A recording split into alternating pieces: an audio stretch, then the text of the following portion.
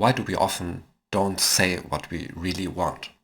Hello and welcome to Communication Psychology and HR. My name is Gerhard. I'm a psychologist from Hamburg, Germany. Here in the Republic of Moldova, I'm specialized in international, intercultural and multi-language contexts. In Germany and elsewhere too, there is a perception of psychologists. We psychologists say in a very complicated manner things that everybody already knows. Maybe this will be the impression after this small talk. We have often situations where we ask something and we cannot answer immediately. We don't want to, or we don't know what to say. There are several reasons for that. Today we will discuss in short two. The first one is we are afraid of rejection. This fear of rejection is not something dating to the Stone Age, but it's very relevant even today. We are afraid of being silenced, blacklisted, sometimes even bank accounts are blocked for what people say online. So this fear of rejection is quite real. Then we have a lack of inner clarity. We actually don't know what we really want. Now let's unpack those two explanations. Yes, fear of rejection is real, especially in job-related situations like in a job interview or asking for a salary increase or when giving a talk, a presentation. However, many of us have so-called high levels of rejection sensitivity. That is, some of us perceive neutral cues as rejection. For example, after sending an email, I don't get an immediate reply. I instinctively believe that this is a sign the other person doesn't like my proposal, will never contact me back.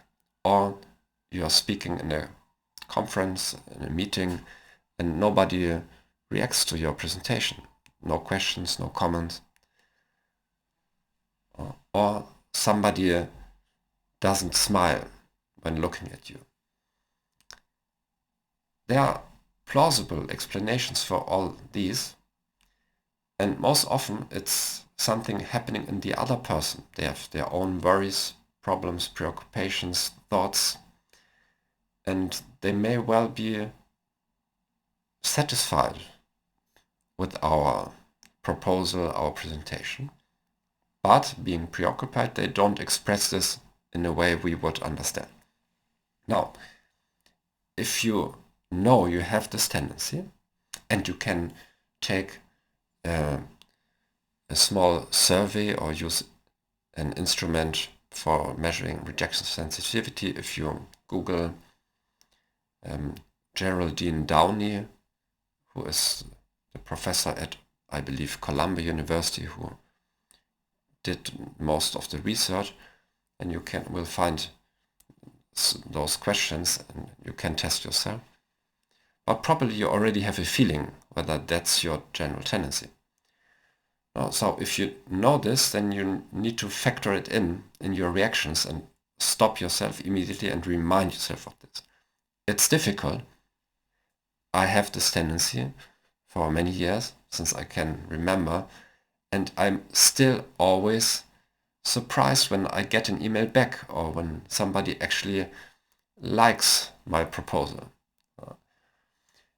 It's also helpful if you ask for more clarification. It's a risk, I know, but if you insist on getting feedback, then you can check your inner appraisal and the outward appraisal and then correct a bit.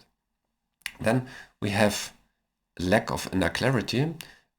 A typical example personally is my parents or somebody asks me, my wife, what do you want for your birthday? And I typically don't have an answer for that. After several weeks, maybe I come back with a very unoriginal idea, like a new book or a sweatshirt or something like that. Now, what happens in a workplace is often more complex than not knowing what gift you want to have. For example, you meet somebody you rarely meet, like the CEO of the company, an important client, and you have the opportunity to express ideas, suggestions, complaints, but in the moment you don't know what to answer. You are forced somehow to smile, to say something insignificant, and then the situation is over and you regret not using it. My suggestion, and it's probably very German style, is that you discipline yourself into writing lists. For example, with the present, you could keep a list of present ideas during the year. Every time you find something interesting, you put it on the list, and then when asked, you can choose. The same at work, you could keep different lists for different persons, like your CEO or important clients that you rarely meet, or where people you often meet but you rarely have open discussion.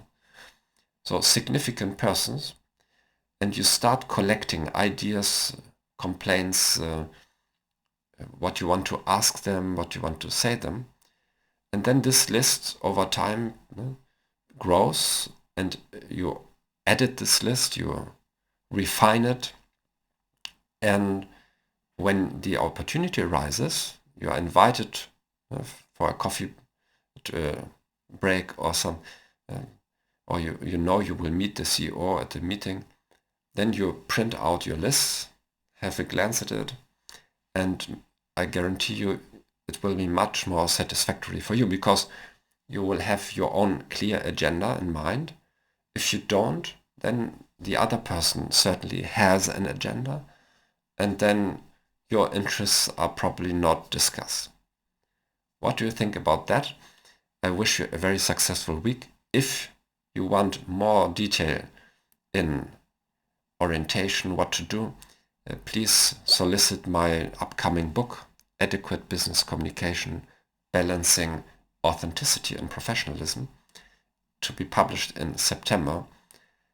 But you can have a current draft, which is already highly readable, has been edited twice already. And just write me an email or contact me on LinkedIn. I'm always happy about questions and criticism, so I can incorporate it into future episodes. Bye bye.